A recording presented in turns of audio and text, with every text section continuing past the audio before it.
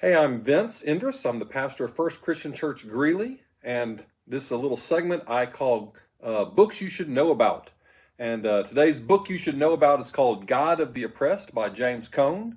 I'm going to try to do this for you, try to give you a good summary in about 5 minutes or under. If you are interested, on my channel I have a longer video so you can kind of engage with the book even more if you'd like to. But okay, here we go in under 5 minutes. In this book, James Cone wants to make a theological argument that God is on the side of the poor and the oppressed.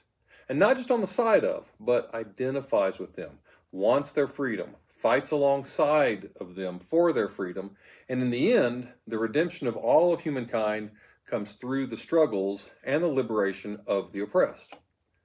So basically what Cone is saying is, if you look at any society, there's always going to be a majority dominant culture, and there's always going to be this minority push to the margin culture, right? And in the majority culture, well, the rules are made for the majority. The ethics of the majority culture are made for the majority. Like, don't rock the boat. Just keep up with the status quo. Maintain, right? And the theology of the majority culture is done through the eyes of the majority culture, and it's for the majority.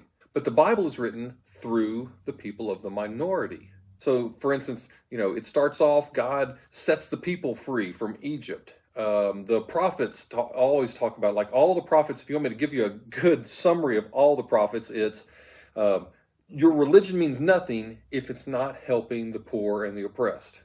That's what the prophets are there to say.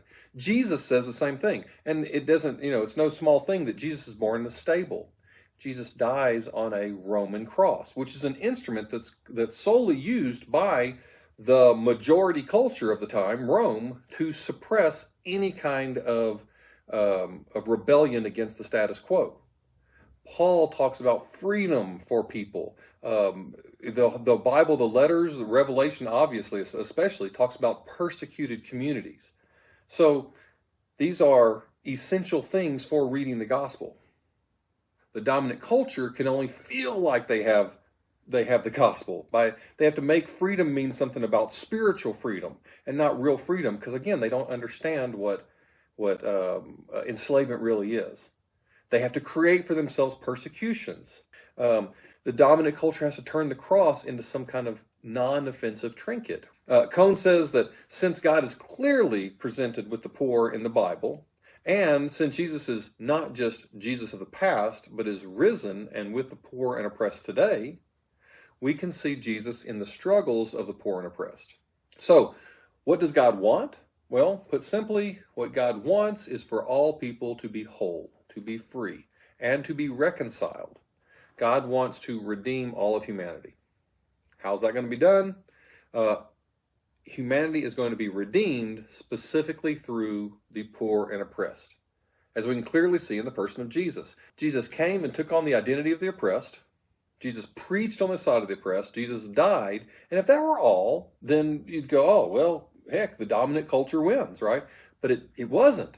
Jesus was resurrected, and that shows God's plan. Jesus' fight was not over. In fact, it's the struggle of Jesus and being with the oppressed, it's a struggle of the oppressed for justice that will bring about redemption. So how does that work? On the side of the oppressed, they need to realize their own humanness, and they need to be made whole.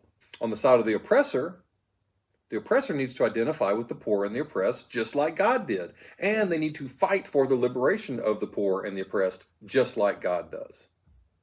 All right, while this is the main thrust of the book, you can't really talk about this book without recognizing that James Cone is a black man who started his career during the Civil Rights Movement and is the father of black theology.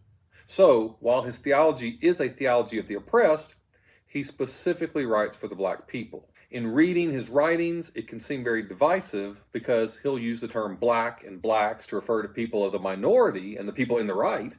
And he'll talk about whites and whites who are in the majority, and they're the side that God's against. So while we shouldn't mitigate this too much, we need to note that he's using this as a metaphor. For instance, in his book, he says, Jesus is black. He later clarifies his statement by saying, this is his way of saying Jesus was a Jew in the first century. but it's not the first century anymore. So if we're going to realize what Jesus is like today, he is black today. He is one of the minorities. We could also say Jesus is Hispanic, or Jesus is gay, or Jesus is Muslim, right? So all of these words that say Jesus is in the minority. He is the oppressed.